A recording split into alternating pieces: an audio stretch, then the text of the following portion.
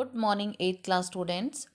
Today in social science, we are going to start the new chapter of history, that is the making of national movement between 1870s to 1947. As students in the previous chapter, we have looked at how the Britishers they have conquered most of the territories of India, and they have also introduced new laws and the administrative institutions. They have imposed so many types of restrictions on peasants as well as the tribal people, and the educational policy was also changed at that time. There was also debates regarding the condition of the women and the challenges which were faced because of the caste system in India. There were also some of the social and the religious reforms at that time, and then a revolt, mutiny of 1857 has taken place, and also the craft and the growth of industries in India at that time declined because of all the Britishers' rule.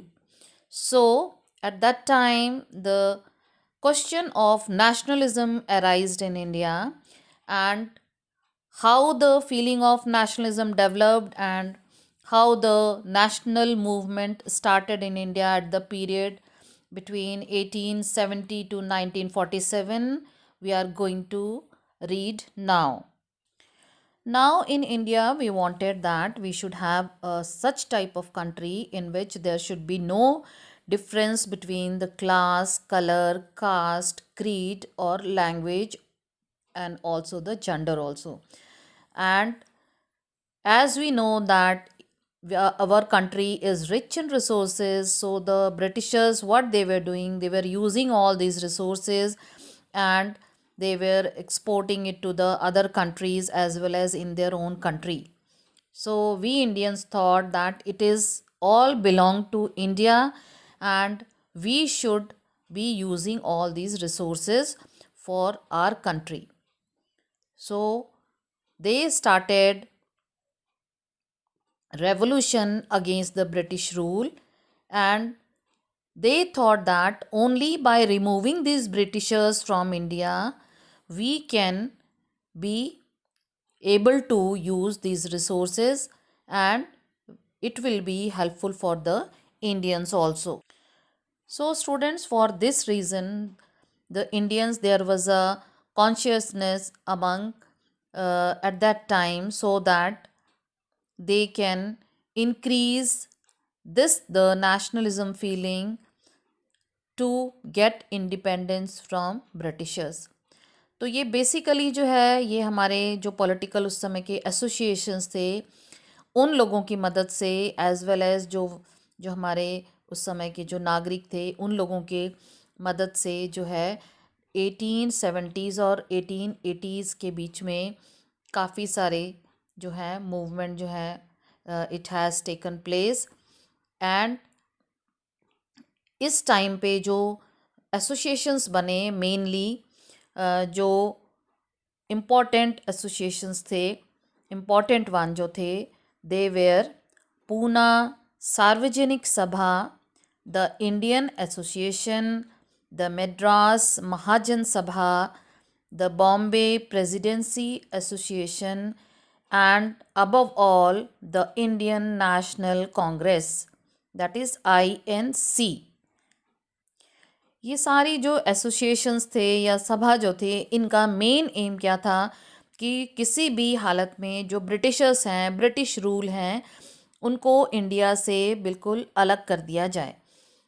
We want our country totally free from the British rule. ठीक है, तो they were dissatisfied, और ये dissatisfaction के काफ़ी सारे जो main causes थे वो ये थे कि the arms act was passed in the year 1878। 1878 में आर्म्स एक्ट जो है वो पास किया गया था, जिसमें कि ये बोला गया था कि इंडियंस के पास किसी भी तरह का हथियार नहीं होना चाहिए। दे can not possess any kind of arms. ठीक है। एंड उसी इन द सेम ईयर जो है एक और एक्ट पास किया गया, that was the vernacular press act, जिसमें कि लोगों की जो थिंकिंग थी उसको, उन लोगों ने, जो लोगों की क्रिटिकल थिंकिंग थी टुवर्ड्स द ब्रिटिश गवर्नमेंट, उनको साइलेंट करने के लिए दिस एक्ट वाज पास्ड। इसमें क्या था कि अगर जो हमारी प्रेस जो है, अगर वो किसी तरीके से गवर्नमेंट के अगेंस्ट में कुछ लिखती हैं तो उनकी जो मशीनरी है, ठीक है, न्यूज़पेपर्स की जो उनकी मशीनरी है, इट विल बी कन्फेस्टिकेट। ठीक है, उसको ले लिया जाएगा और उनकी प्रिंटिंग प्रेस पे जो है वो ताला लगा दिया जाएगा। तो इस तरीके से न्यूज़पेपर वाले जो थे, they can not write anything critical और they can not write anything criticizing the British government. And in the same year, in 1883, government also introduced the Ilbert Bill. ठीक है। इस बिल में क्या था? इस बिल में ये था कि अगर जो ब्रिटिश और कोई यूरोपियन के ऊपर कोई केस बनता है तो उसको इंडियन जज जो है वो उस पे ट्रायल कर सकता है, जबकि ये उन लोगों को अलाउ नहीं था। ये था उस समय कि जो ब्रिटिश और अगर यूरोपियन अगर उन लोगों के ऊपर किसी तरीके का कोई केस बनता है तो उनकी trial only the British and the European जजेस विल बी डूइंग। लेकिन इल्बर्ट बिल में ये बोला गया कि उसको इंडियंस भी जज कर सकते हैं। ये इसलिए किया गया था कि इक्वालिटी लाई जाए ब्रिटिशर्स और इंडियन जजेस में। ठीक है। लेकिन जो अपोजिशन थी उस समय, अपोजिशन गवर्नमेंट ने इस बिल को लाने नहीं दिया and the bill was withdrawn. ठीक है, इसको विड्रॉ कर लिया गया। तो इस तरीके से हम देखते हैं कि इल्बर्ट बिल के थ्रू इक्वालिटी लाना चाहते थे, लेकिन उन लोगों ने ऐसा नहीं किया। तो इससे क्या दिखाया जाता है कि ये दिखाया जाता है कि they are more highlighting the racial attitude of the Britishers. Now student, come to the main political party of India, that is the Indian National Congress.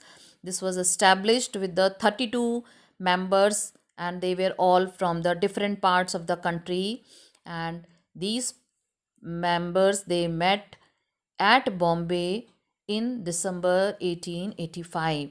So the Indian National Congress was founded in the year 1885. ठीक है।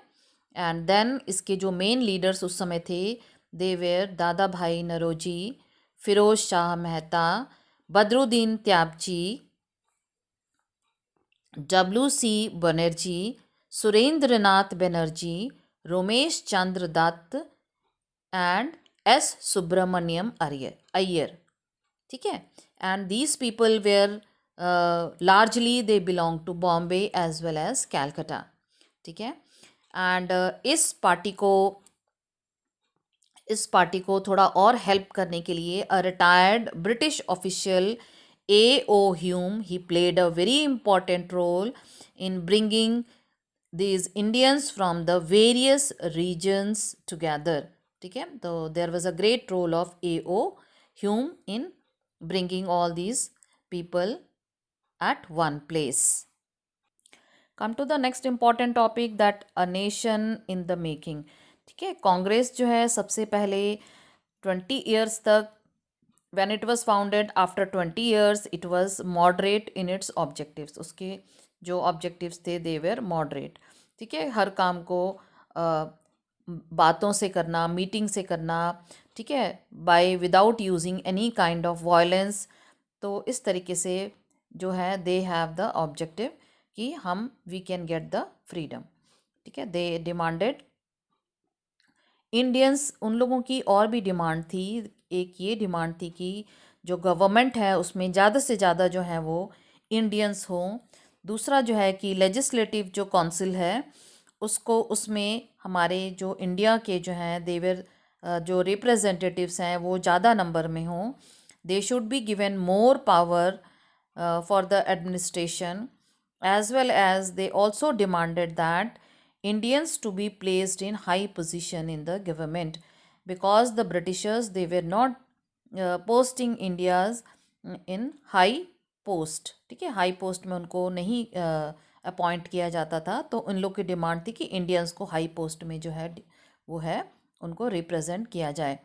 The other is कि उन लोग की एक और demand थी कि जो हमारी सिविल सर्विसेज के जो एग्ज़ाम्स हैं वो पहले लंदन में होते थे. उन्होंने कहा कि नहीं, काफ़ी लोग जो हैं वो लंदन नहीं जाते to give the civil services exams, so it should be also held in India में भी वो सिविल सर्विसेज के एग्ज़ाम्स होने चाहिए. ये जो है demands, these demands were put forward by the Congress party. Congress party, INC, also demanded that the judiciary should be separate from the executive. Judiciary जो है executive के साथ attach नहीं होनी चाहिए, otherwise it is influenced by the executive and the high ranked people.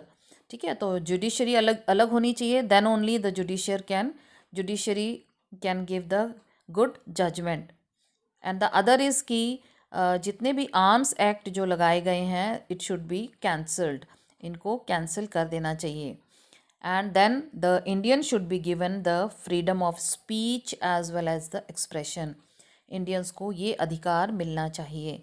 ठीक है, not only this, they have also demanded that जो किसानों के ऊपर जो रेवेन्यू लगाया जा रहा है, टैक्स लगाया जा रहा है, इट शुड बी रिड्यूस्ड. ठीक है, reduction in revenue, as well as जो मिलिट्री एक्सपेंडिचर है जो कि बहुत बढ़ गया था during the British time, they wanted कि it should be reduced. British जो मिलिट्री एक्सपेंडिचर है उसको कम किया जाए. And more fund should be given in the agriculture field. Agriculture में जो है फॉर इरिगेशन, उनको ज़्यादा से ज़्यादा जो है फंड्स जो है उनको मिलने चाहिए. ठीक है, तो not only this, they have also passed many resolutions on salt tax, as well as उन्होंने बोला कि जितने भी हमारे इंडियन लेबरर्स जो हैं who are staying outside and they are not getting the proper treatment, they should also get the proper treatment. So by putting all these demands in front of the British administration, the moderates, they also wanted कि जो public है वो aware होनी चाहिए. In public, the awareness should be developed so that they should know that all these laws which were framed by the Britishers, they are all unjust. ठीक है, and so for this reason they have started publishing newspapers and articles showing that the British rule जो है it was leading to the economic decline of India. And in this way they started criticizing British rule so that we can get the freedom and we can arise the nationalism feeling more and more. Students, the other topic, freedom is our birthright, I am going to continue in the next video.